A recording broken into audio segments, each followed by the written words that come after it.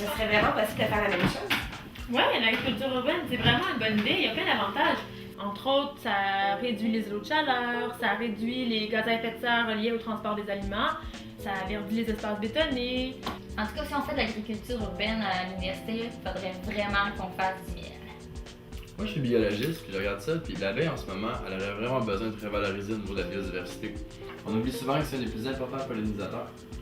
Mais des abeilles en ville, c'est pas un peu dangereux? Non, j'ai lu un article récemment sur ce sujet, là, puis apparemment, ils font ça dans plein de pays. Ils appellent ça de l'apiculture urbaine. Ils mettent des ruches d'abeilles sur les toits, puis ils produisent du miel en plein cœur de la ville. En plus, apparemment, les abeilles sont vraiment pas agressives, contrairement à leur réputation. Les abeilles, c'est une bonne idée, mais tant qu'à ça, on pourrait aussi produire des champignons. Ah. Alors, vous dites ça parce que vous connaissez juste une espèce de champignon. Mais regardez dans mon assiette en ce moment, il y a vraiment une grande variété de champignons qu'on a ici. Par exemple, la pleurote érigée, pleurote ennuette, les enoki, c'est des champignons qui poussent ici au Québec, c'est délicieux. En plus de ça, c'est vraiment facile à produire. On a juste à mettre les spores dans une grosse bassine d'eau et on mélange avec du papier journal pour le rendre plus visqueux. Il reste à peindre sur des bûches, on met les bûches dans le sol. À l'automne, on récolte et on déguste. Un vrai jeu d'enfant. Parlant d'enfants, ça me fait penser, il faudrait vraiment intégrer les enfants dans notre projet. J'ai étudié en psychologie puis en éducation relative à l'environnement. C'est vraiment un volet important dans un projet comme ça. On pourrait créer des ateliers éducatifs et impliquer les enfants des quartiers d'à côté, par exemple Côte-des-Neiges. Puis en plus, ça fait la promotion d'une saine alimentation. Moi, on a parlé du miel, des champignons, mais pour les autres fruits et légumes, on pourrait utiliser la méthode d'agriculture en bac hybride. Ça nous permettrait de minimiser l'utilisation d'eau potable.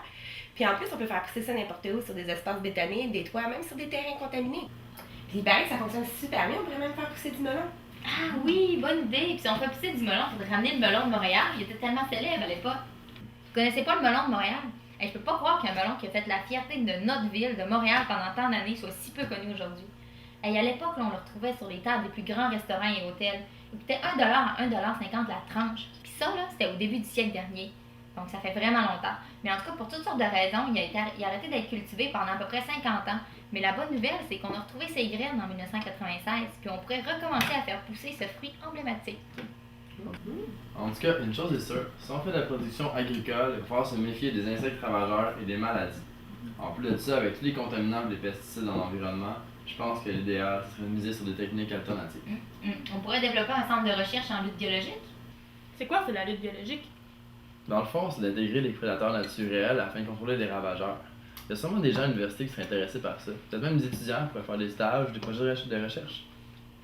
En tant que comptable, moi, c'est surtout les chiffres que je regarde, puis je pense que c'est faisable, c'est réalisable, ça devrait pas coûter trop cher. Ouais, c'est écologique aussi. Même que c'est durable, c'est soutenable.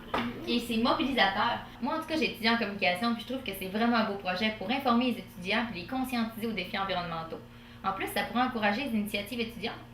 Ça serait vraiment un projet fort pour l'Université de Montréal, puis en plus, ça s'accorde parfaitement avec leurs nouvelles orientations de développement durable. Il faudrait pas oublier, on pourrait même ajouter le compost. C'est une bonne idée. C'est vrai, hein? Mais on a un projet. Hey, on Ah pourrait ouais? appeler ça... Comment?